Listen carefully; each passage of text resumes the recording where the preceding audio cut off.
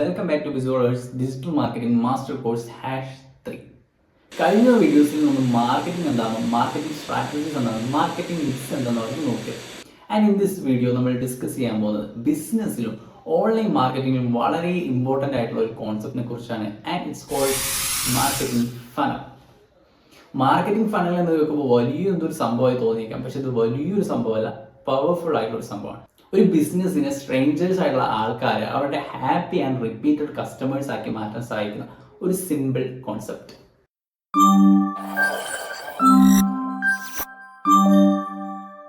നമുക്കൊരു എക്സാമ്പിളിലൂടെ എന്താണ് marketing funnel എന്ന് നോക്കാം.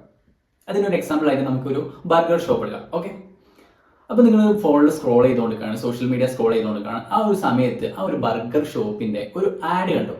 ആ ഒരു പരസ്യത്തിലെ എന്തോ ഒരു എലമെന്റ് നിങ്ങളുടെ അറ്റൻഷൻ പിടിച്ചു പറ്റി, നിങ്ങളെ സ്ട്രൈക്ക് ചെയ്തു. അപ്പോൾ നിങ്ങൾക്ക് അത് അട്രാക്ട് ആയി. അതുകൊണ്ട് തന്നെ നിങ്ങൾ അവരുടെ സോഷ്യൽ മീഡിയ അക്കൗണ്ട്സ് നോക്കി, അതിൽ ഫുള്ള് ചെക്ക് ചെയ്തു. ബാക്കി കോമ്പറ്റീഷനിൽ നിന്ന് എന്താണ് വ്യത്യാസപ്പെടുന്നത്, എല്ലാ കാര്യങ്ങളും ചെക്ക് ചെയ്തു. നിങ്ങൾക്ക് ആ ഒരു ബർഗർ സ്പോട്ട് എക്സ്പ്ലോർ ചെയ്യാനുള്ള ഒരു ആഗ്രഹം മനസ്സിലുണ്ടായിരുന്നു.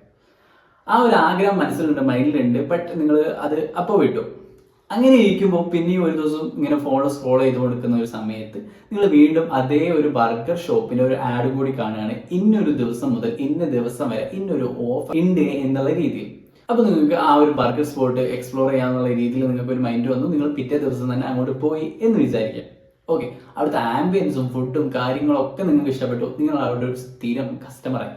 ഓക്കെ, ആ ആഡ് കണ്ടത് മുതൽ അവിടെ പോയി അത് പർച്ചേസ് ചെയ്ത് അവർ സ്ഥിരം കസ്റ്റമർ വരെ ആവുന്ന ആ ഒരു ജേണിയാണ് മാർക്കറ്റിംഗ് ഫണൽ എന്ന് വിളിക്കുന്നത്. ഒരു മാർക്കറ്റിംഗ് ഫണലിൽ പ്രധാനമായിട്ടും 4 സ്റ്റേജസ് ആണുള്ളത്. Awareness, interest, consideration, conversion or action എന്നിങ്ങനെ 4 സ്റ്റേജസ് ആണുള്ളത്. അതിൽ ഒന്നാമത്തെയാണ് അവയർനെസ്.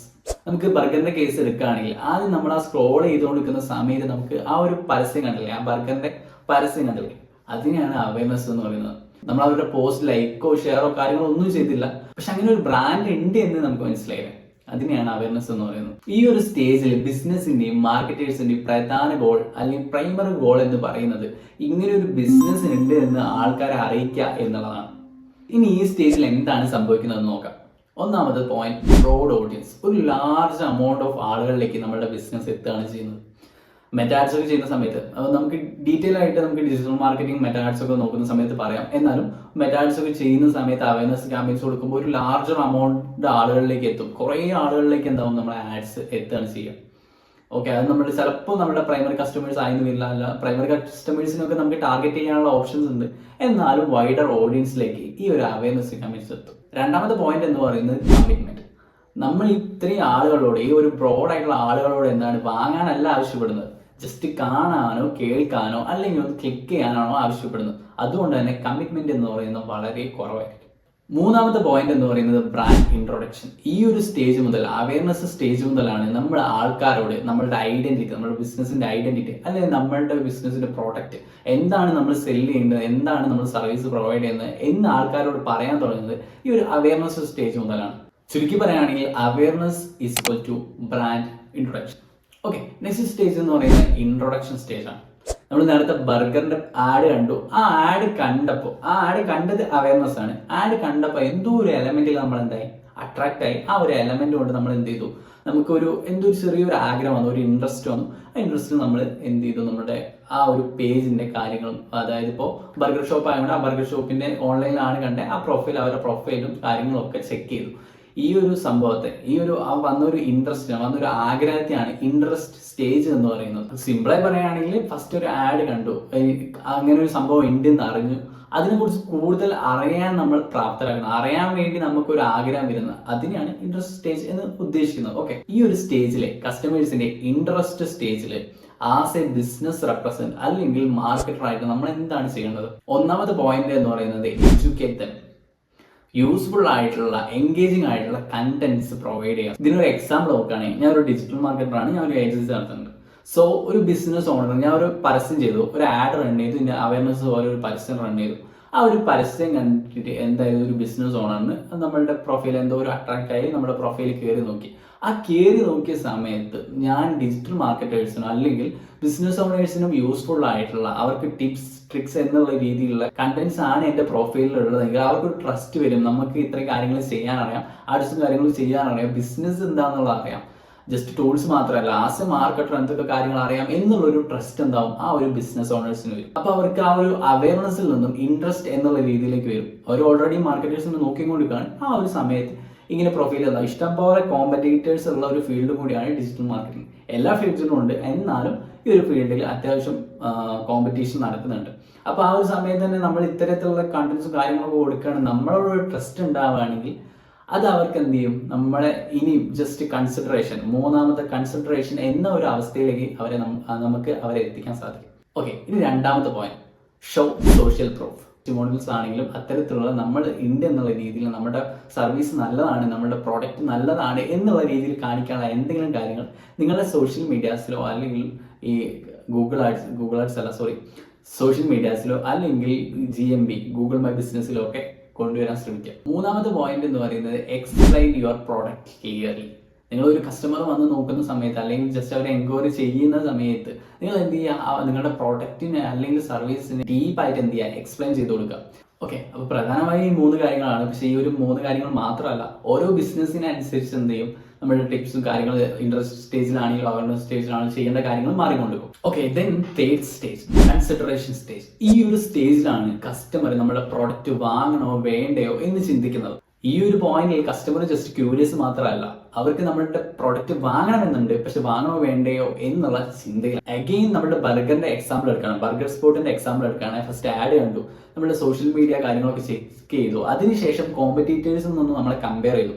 ബിക്കോസ് നമ്മളുടെ പ്രോഡക്റ്റ് വാങ്ങണം അല്ലെങ്കിൽ ആ ഒരു നമ്മുടെ പ്രോഡക്റ്റിനോട് ഇൻട്രസ്റ്റ് ആയതുകൊണ്ടാണ്. അങ്ങനെ ഇരിക്കുന്ന സമയത്താണ് നമ്മൾ എന്തൊരു പോസ്റ്ററും കൂടി ഇട്ടു, അല്ലെങ്കിൽ ഒരു ഓഫർ കൂടി ഇട്ടു, ഇന്ന ദിവസം മുതൽ ഇന്ന ദിവസം വരെ ഒരു ഓഫർ ഉണ്ട് എന്നുള്ള രീതിയിൽ. അതും റീടാർഗറ്റും നമ്മൾ മെറ്റ പഠിക്കുന്ന സമയത്ത് മെറ്റയിൽ നമുക്ക് ഡിസ്കസ് ചെയ്യാം. മെറ്റയിൽ റീടാർഗറ്റ് ചെയ്യാൻ ഇപ്പോൾ ഓൾറെഡി അവയർനെസ് പോയ ആൾക്കാരിലേക്ക് അല്ലെങ്കിൽ നമ്മൾ എൻക്വയറി ചെയ്ത ആൾക്കാരിലേക്ക് എങ്ങനെ നമുക്ക് ടാർഗറ്റ് ചെയ്യാന്നുള്ള കാര്യങ്ങളൊക്കെ മെറ്റ പഠിക്കുന്ന സമയത്ത് നമുക്ക് നോക്കാം. എന്നാലും അത്തരത്തിൽ നമ്മൾ റീടാർഗറ്റ് ചെയ്ത് കൺസിഡറേഷൻ എന്നുള്ള ആ ഒരു സ്റ്റേജിൽ ബർഗർ വാങ്ങാൻ മൈൻഡിലുള്ള ആൾക്ക് എന്ത് ചെയ്തു, ഒരു ഓഫറും കൂടി കൊടുത്ത സമയത്ത് അവർ പിറ്റേ ദിവസം തന്നെ നമ്മുടെ കടയിലേക്ക് വന്നു. അതാണ് കൺസിഡറേഷൻ. എന്ത് ചെയ്തു, നമ്മളുടെ കോമ്പറ്റീറ്റേഴ്സിൽ നിന്ന് വ്യത്യസ്തമാക്കി, അതേപോലെ തന്നെ വാങ്ങണമെന്ന ഒരു ആഗ്രഹം വന്നു. ഓക്കെ, ആ ഒരു ഡിസിഷൻ എടുക്കുക, അതാണ് consideration. Okay, the goal of consideration stage, help the potential customers to trust your brand. നിങ്ങളുടെ പൊട്ടൻഷ്യൽ കസ്റ്റമേഴ്സിൽ നിങ്ങളുടെ ബ്രാൻഡിൽ ഒരു വിശ്വാസം ഉണ്ടാക്കിയെടുക്കാനുള്ള കാര്യങ്ങൾ ചെയ്യാം. Then help them to understand your values. നിങ്ങളുടെ വാല്യൂസ്, നിങ്ങളുടെ കാര്യങ്ങൾ മനസ്സിലാക്കിയെടുക്കുന്ന രീതിയിൽ അവരെ പ്രാപ്തരാക്കുക. And finally make them confident choosing you over your competitors. നിങ്ങളുടെ കോമ്പറ്റീറ്റേഴ്സിന് പകരം നിങ്ങളെ ചൂസ് ചെയ്യാൻ അവരെ കോൺഫിഡൻ്റ് ആക്കി പറ്റുക. അപ്പോൾ ഇതൊക്കെ എങ്ങനെയാണ് ചെയ്യേണ്ടത്? അതാണ് നമ്മൾ ഫസ്റ്റ് വീഡിയോയിൽ പറഞ്ഞത്, മാർക്കറ്റിംഗ് സ്ട്രാറ്റജീസ് എന്നുള്ള വീഡിയോയിൽ പറഞ്ഞത്. എന്താണ് മാർക്കറ്റിംഗ് സ്ട്രാറ്റജീസ് എന്നുള്ള വീഡിയോയിൽ നമ്മൾ ഡിസ്കസ് ചെയ്തു. ഓക്കെ, ഓരോ ഗോളിനനുസരിച്ച്, ഓരോ ബിസിനസ്സിനനുസരിച്ച്, നമ്മുടെ ഓഡിയൻസിനനുസരിച്ച് നമ്മൾ കറക്റ്റായിട്ടുള്ള മാർക്കറ്റിംഗ് സ്ട്രാറ്റജീസ് എടുക്കുക, ഇംപ്ലിമെൻറ്റ് ചെയ്യുക. ഒരു ആഡ് കണ്ടു, അതിൽ എന്തോ ഒരു എലമെന്റിൽ അട്രാക്ട് ആയി, അതിനുശേഷം നമ്മുടെ സോഷ്യൽ മീഡിയ പ്ലാറ്റ്ഫോംസ് ചെക്ക് ചെയ്തു, കോമ്പറ്റീറ്റേഴ്സുമായിട്ട് കമ്പയർ ചെയ്തു, and finally it's time to take an action. അവസാനം നമ്മുടെ പ്രൊഡക്റ്റോ സർവീസോ ഒരു കസ്റ്റമർ വാങ്ങാൻ തയ്യാറാകുന്ന സ്റ്റേജാണ് ആക്ഷൻ സ്റ്റേജ്, അതല്ലെങ്കിൽ conversion stage. And it is the moment of growth. ഈ ഒരു സ്റ്റേജിൽ നമ്മൾ എന്താ ചെയ്യേണ്ടത്? കസ്റ്റമറിന് നല്ലൊരു എക്സ്പീരിയൻസ് കൊടുക്കുക, നല്ല സർവീസ് കൊടുക്കുക, നമ്മൾ കൊടുക്കുന്ന പ്രോഡക്റ്റ് അവർക്ക് വാല്യുബിൾ ആയിട്ടുള്ള പ്രോഡക്റ്റ് ആയി കൊടുക്കുക. കാരണം നമ്മൾ എങ്ങനെയൊക്കെ മാർക്കറ്റ് ചെയ്താലും കിട്ടാത്തൊരു എഫക്റ്റ് അല്ലെങ്കിൽ ഇമ്പാക്റ്റ് ആയിരിക്കും മൗത്ത് പബ്ലിസിറ്റിയിലൂടെ കിട്ടുക. എക്സാമ്പിൾ, നിങ്ങളൊരു ഫുഡ് റെസ്റ്റോറൻറ്റിൻ്റെ ഒരു ഓണർ ആണെന്ന് വിചാരിക്കാം. അപ്പോൾ നിങ്ങൾ എന്ത് ചെയ്തു, മാർക്കറ്റ് ചെയ്യാൻ വേണ്ടി കുറേ ബ്ലോഗേഴ്സിനെ വിളിച്ച് അവരെ കൊണ്ട് വീഡിയോസ് ചെയ്യിപ്പിച്ചു, അതെല്ലാം പോസ്റ്റ് ചെയ്തു. അതിൻ്റെ ഇടയിൽ വരുന്ന കമൻറ്റ്സ് എങ്ങനെയാണെന്ന് വെച്ച് കഴിഞ്ഞാൽ, നിങ്ങൾ അവർക്ക് കസ്റ്റമേഴ്സിന് കൊടുത്ത സർവീസസിൻ്റെ അടിസ്ഥാനത്തിലായിരുന്നു.